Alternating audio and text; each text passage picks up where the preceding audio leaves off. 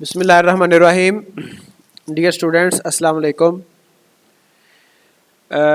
Data manipulate हम कर रहे थे PHP MySQL को यूज़ करते हुए, और मैंने कहा था कि हम ये क्रूड ऑपरेशन देखेंगे कि डाटाबेस में डाटा इंसर्ट कैसे करवाना है, रिट्रीव, डिलीट, अपडेट कैसे करना है।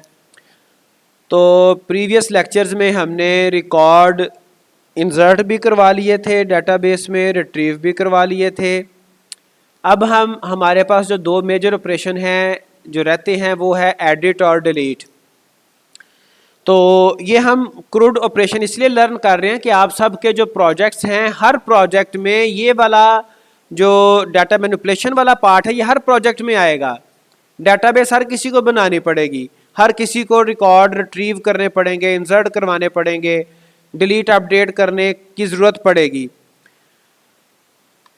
तो ये हमने जो रिकॉर्ड डिस्प्ले करवाए थे index.php पेज पे, इसी टेबल के साथ मैं एक लिंक बना दूंगा। रिकॉर्ड डिलीट करने के कई एक सिनेरियोज हो सकते हैं, कई एक सिचुएशंस हो सकती हैं, कई तरीक़ों से किए जा सकते हैं, लेकिन मैं यहाँ पे इसी टेबल के साथ एक नया सेल क्रिएट करता हूँ जहाँ पर मैं एडिट और डिलीट करने के लिए लिंक लगा दूंगा, और उस लिंक पे क्लिक करने से हमारे रिकॉर्ड डिलीट या एडिट होंगे।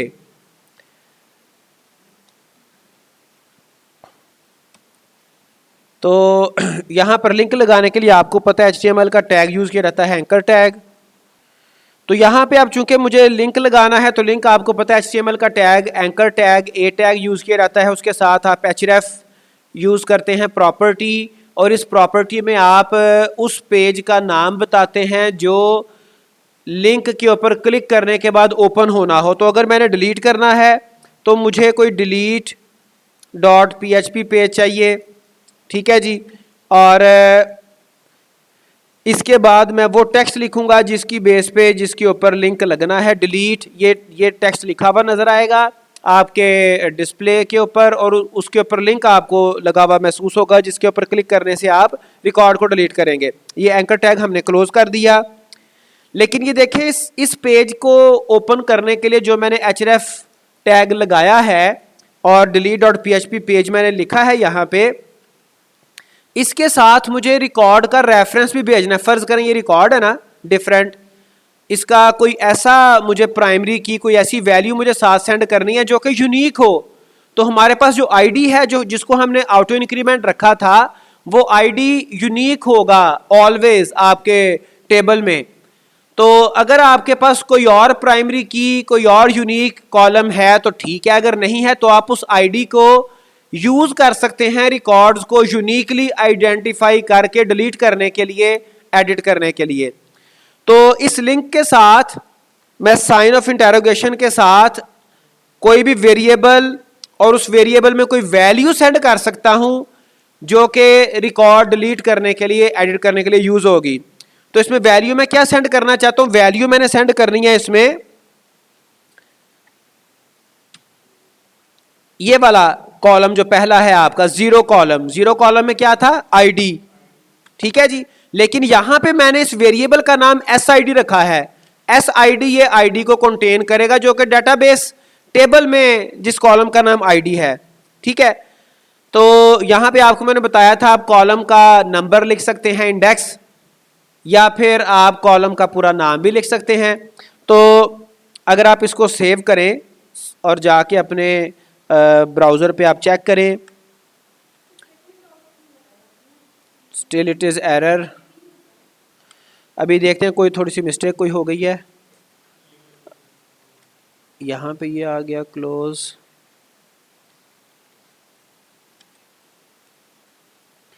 यहाँ पे एंड पे हमने डबल कोट्स नहीं लगाए हुए, ये इसमें एरर है। अब इसको मैं चेक करता हूँ, दोबारा से सेव किया मैंने और रिफ़्रेश किया तो ये आपके पास एक लिंक लग गया। अब जब आप इसके ऊपर क्लिक करेंगे तो मैंने जो आईडी साथ वेरिएबल SID के नाम से वेरिएबल बनाया वो आप नीचे स्टेटस बार पे देख सकते हैं। वो हर रिकॉर्ड के साथ डिफरेंट जो स्पेसिफिक उसका आईडी है वही डिस्प्ले करेगा। जब मैं इस पर क्लिक करूँगा तो ये delete.php पेज पे ट्रांसफ़र होता है, लेकिन वो पेज चूँकि अभी एग्जिस्ट ही नहीं करता तो वहाँ पे कोई एक्शन भी परफॉर्म नहीं हो सकता, वो एरर आ रहा है। तो मैं क्या करूँगा, यहाँ पर एक नया पेज बनाऊँगा, ठीक है जी, और उसको मैं सेव कर लेता हूँ। उसको मैं सेव कर लेता हूँ delete.php के नाम से।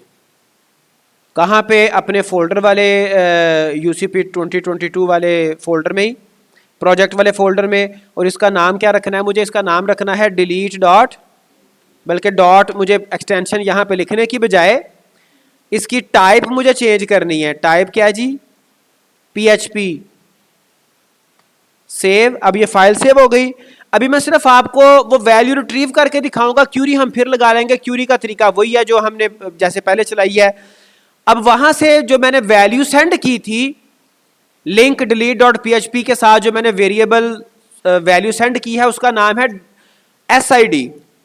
तो वो वैल्यू रिट्रीव करने के लिए मुझे फंक्शन यूज करना पड़ेगा PHP का $_get, या गेट यूज कर लें या रिक्वेस्ट यूज कर लें। लिंक के साथ जो वैल्यू जाती है वो गेट मेथड को यूज करती है। गेट यूज कर लें या यूज कर लें रिक्वेस्ट, ठीक है जी। और ये स्क्वायर ब्रैकेट्स के अंदर आप सिंगल कोट्स में वेरिएबल का नाम लिखते हैं। हमारे वेरिएबल का नाम क्या है? SID। इसको आप एको करवा लें। और अब वो जो पीछे कंकैटिनेशन करवाई है वो देखें कैसे हम करवाते हैं। डबल कोट्स के दरमियान आप कोई भी स्ट्रिंग लिखते हैं और वेरिएबल आप डबल कोट्स में नहीं लिखते। मैं वही प्रोसेस कर रहा हूं ताकि आपको आइडिया हो जाए। मैं कहता हूं the ID of the record is. अभी सिर्फ हम इसको चेक कर रहे हैं कि वैल्यू आगे जा रही है, रिट्रीव हो रही है, फिर हम फर्दर इस पर मजीद क्यूरी वगैरह लगा के वर्क करेंगे डिलीट करवाने के लिए।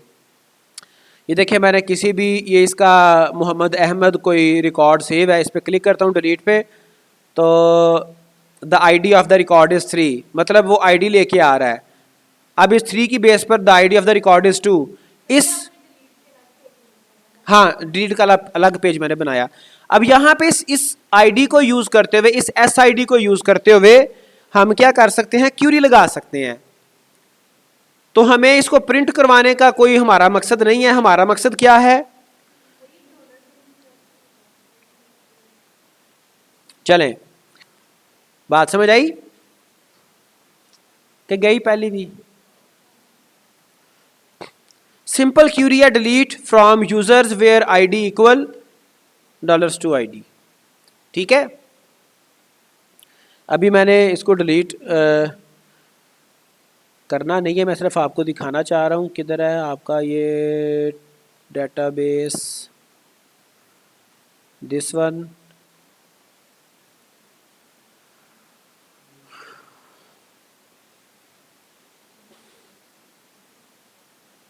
ठीक है जी, ये इसका ID। अब इसको मैंने आपको पहले भी बताया था कि इसका जो केस है ना, नेम, स्पेलिंग, केस, ये सारा कुछ आपको टेक केयर करना पड़ेगा। अगर उसका आपने केस भी चेंज कर दिया तो आपकी क्यूरी नहीं चलनी, ठीक है जी।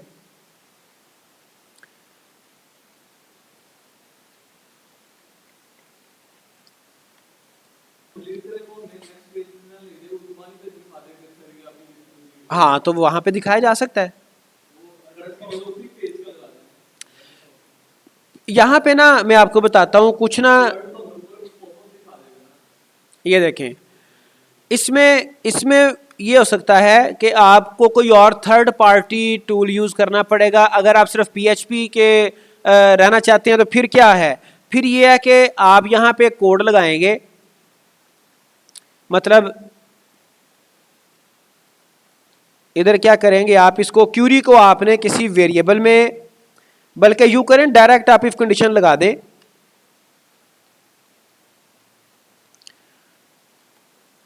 अब मैंने इफ कंडीशन में क्यूरी लगाई, इसका मतलब अगर तो क्यूरी सक्सेसफुली रन हो गई तो ये हमें ट्रू रिटर्न करेगी, अगर क्यूरी सक्सेसफुली रन नहीं होगी फिर फॉल्स। तो यहां पे PHP का एक फंक्शन आता है हेडर, ठीक है जी। हेडर क्या करता है? हेडर फंक्शन आपको स्ट्रिंग हेडर, आपको वो इसी दूसरे पेज पे शिफ्ट करवाता है index dot P H P. Let me check.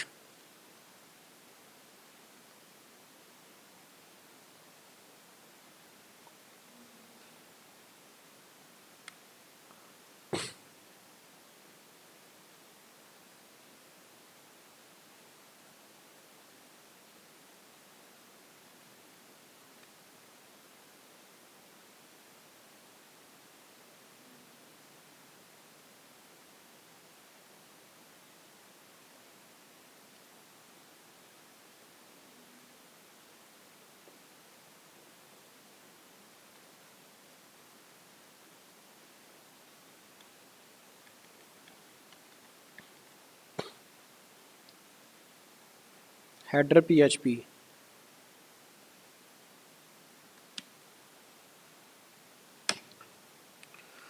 इसकी आर्ग्यूमेंट लेट मी चेक।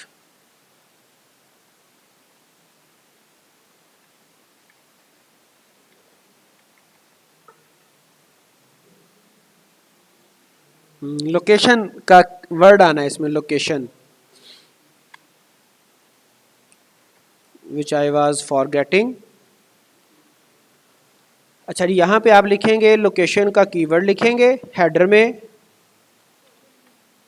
और कॉलन भी आना है, और उसके बाद ये आपको वापस उस पेज पे फॉरवर्ड कर देगा। इस पे आप जावास्क्रिप्ट भी लगा सकते हैं, अलर्ट जावास्क्रिप्ट का भी यूज़ कर सकते हैं। रिकॉर्ड तो डिलीट हो रहे थे, लेकिन वो वापस उसी पेज पे हम इसको शिफ्ट करवाना चाह रहे हैं। वहाँ पे आप बिल्कुल ऐसे ही।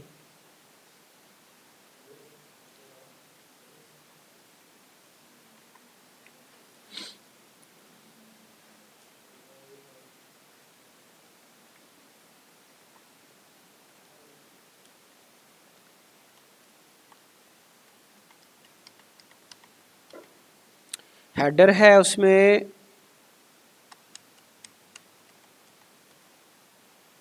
लोकेशन, और ये सारा डबल कोट्स में ही आना है।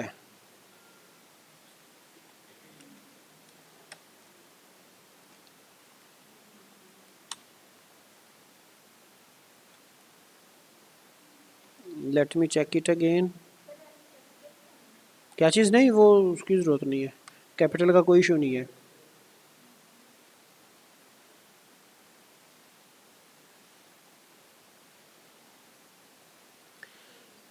ठीक है जी, वो रिकॉर्ड डिलीट करके वापस उसी पेज पे आ गया और उसने उसको रिफ़्रेश भी कर दिया। एक तो ये इसमें हो सकता है, दूसरा ये हो सकता है कि आप वहाँ पे जावास्क्रिप्ट कोड यूज़ कर सकते हैं, अलर्ट उसमें आप लगा सकते हैं, जो आपको एक पॉपअप एक आपको दिखा देगा, शो कर देगा।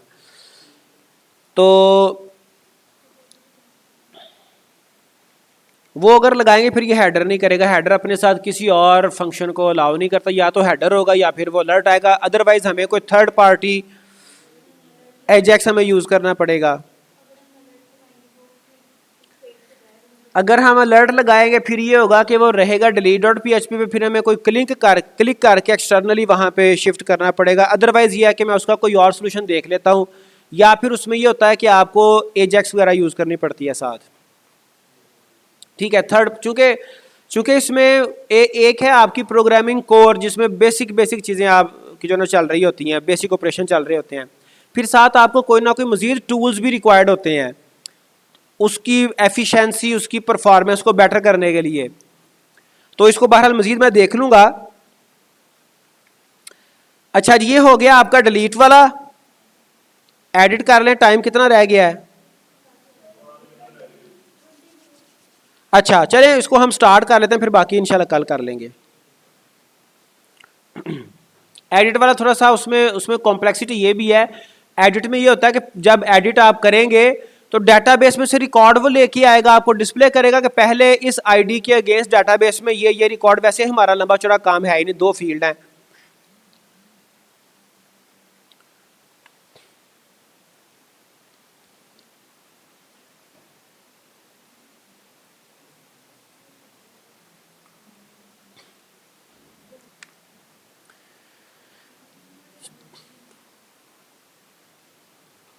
लाइन नंबर 17 एरर दे रहा है MySQLi underscore fetch underscore array expects parameter 1 to be result। Line number 17 पे $record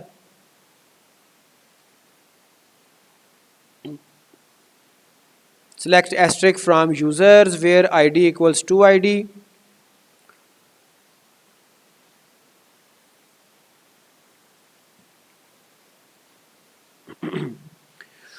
retrieve QoS retrieve